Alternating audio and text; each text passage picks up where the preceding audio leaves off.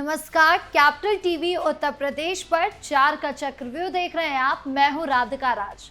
बताएंगे आपको कौन सी वो 4 बड़ी खबरें हैं जिसने यूपी की सियासत गरमा दिया है।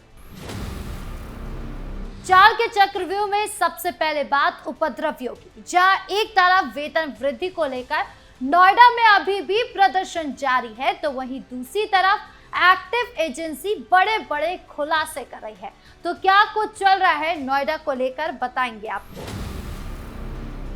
एक तरफ नोएडा में भीड़ है तो वहीं दूसरी ओर सहारनपुर, जहां पीएम मोदी दिल्ली देहरादून जाने वाली एक्सप्रेसवे का उद्घाटन करने से पहले रोड शो कर रहे हैं।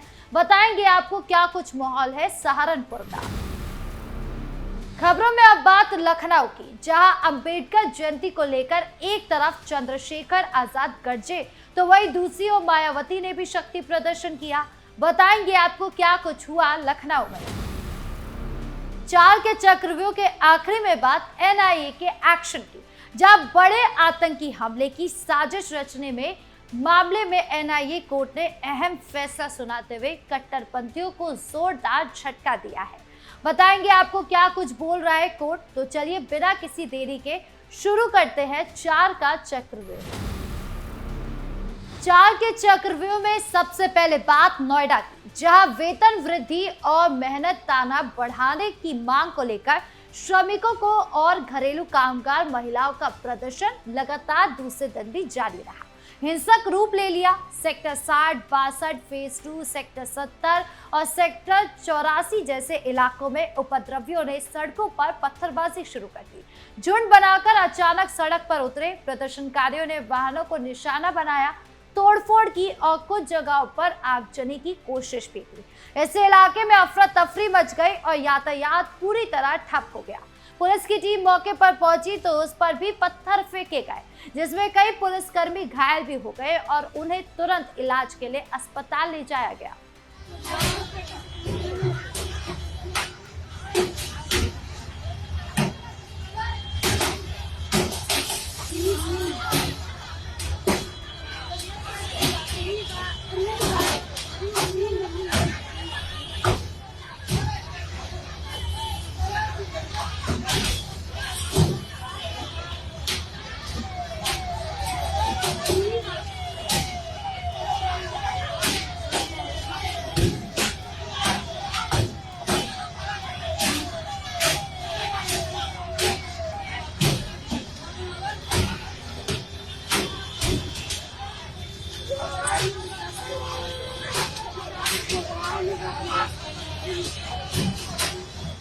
नोएडा पुलिस ने भारी बल तैनात किया और प्रदर्शनकारियों को घेर लिया।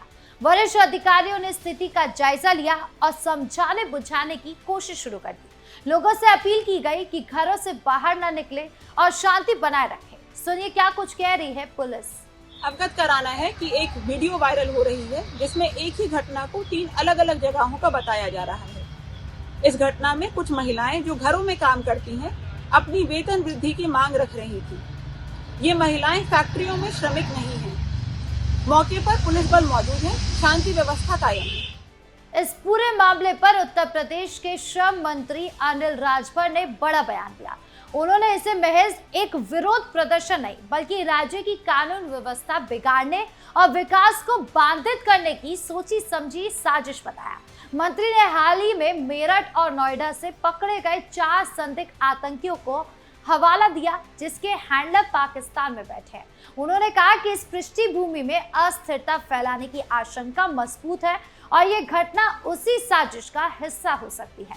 यहाँ तक कि मुजफ्फरनगर में मुख्यमंत्री योगी आदित्यनाथ के कार्यक्रम में बाधा डालने का भी मकसद हो सकता है। मंत्री ने श्रमिकों से अपील की कि किसी भी बहकावे में न आए। सरकार उनकी जायज मांगों को सुनने के लिए तैयार है। ये घटना नोएडा जैसे उद्योग क्षेत्र की सुरक्षा और श्रम नीति पर गंभीर सवाल खड़े कर रही है।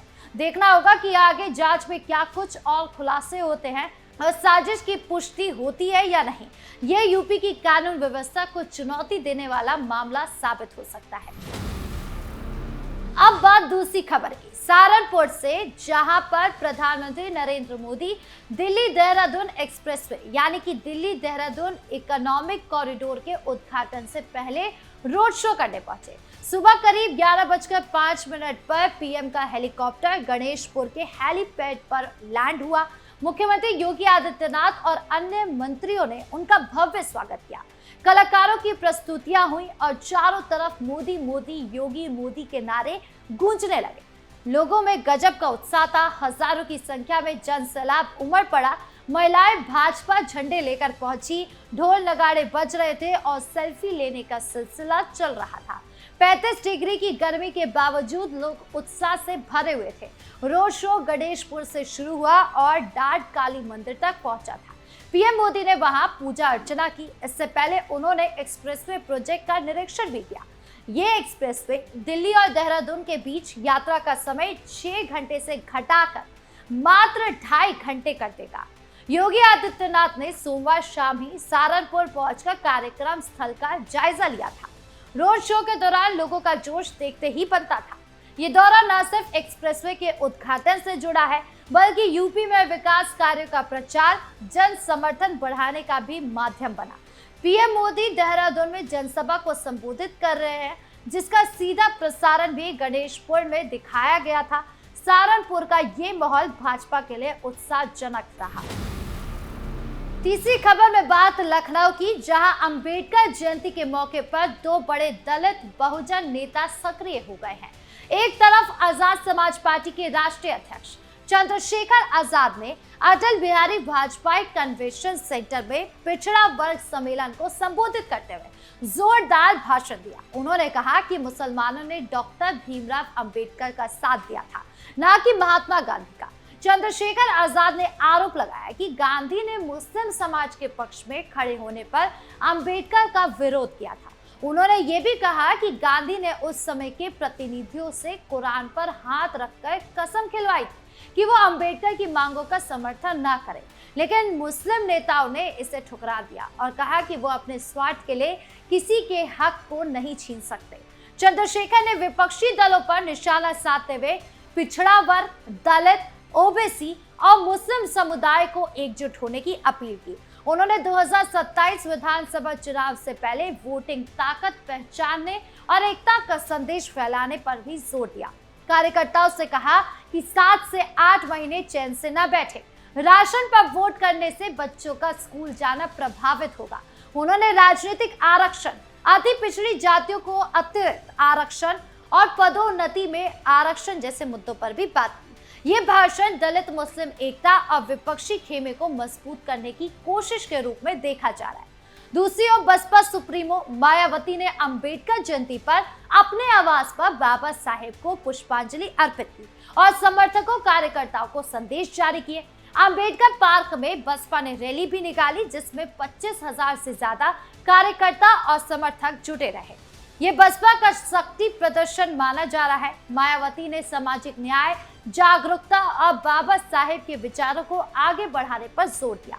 अंबेडकर जयंती को सिर्फ याद करने का दिन नहीं, बल्कि सामाजिक परिवर्तन का अभियान बताया गया। दोनों घटनाएं लखनऊ की सियासत को गरमा रही है।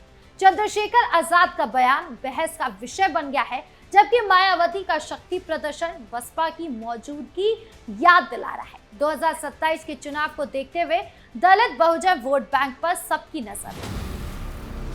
अब 4 के चक्रव्यूह के आखिरी खबर, जहां राष्ट्रीय जांच एजेंसी यानी कि एनआईए की स्पेशल कोर्ट ने अल-कायदा से जुड़े 3 आतंकियों को उम्र कैद की सजा सुनाई है। ये तीनों 15 अगस्त को लखनऊ को दहलाने की बड़ी साजिश रच रहे थे। स्पेशल जज जैनेंद्र कुमार पांडे की अदालत ने मुशीरुद्दीन, मिनहास और तौहीद को उम्र कैद के साथ जुर्माना भी लगाया है। ये तीनों भारतीय दंड संहिता की धारा 121 और 120 बी के तहत दोषी पाए गए हैं। साजिश पाकिस्तान अफगानिस्तान सीमा पर बैठे अल-कायदा आतंकी उमर हेलमंदी के निर्देश पर रची गई थी। उमर ने मिनहास को ऑनलाइन भर्ती किया, फिर मिनहास ने मुशरुद्दीन को यूपी में आतंकी गतिविधियों के लिए शामिल किया। तौहीद जम्मू कश्मीर का रहने वाला था। ये लोग हथियार, विस्फोटक इकट्ठा कर रहे थे और लखनऊ समेत उत्तर प्रदेश के विभिन्न जगहों पर ब्लास्ट के साइट्स को रेकी कर रहे थे। मकसद राम मंदिर फैसले पर गुस्सा जताते हुए स्वतंत्र दिवस पर लखनऊ में आतंक फैलाना था। एटीएस ने मिन्हास के घर पर छापा मारा और बड़ी मात्रा में विस्फोटक सामग्री, पिस्तौल और प्रेशर कुकर बम बरामद किया। सबूतों से साजिश साबित हुई।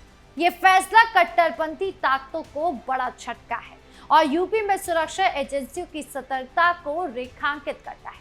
ऐसी साजिशें नाकाम करने से आम लोगों की सुरक्षा मजबूत होती है।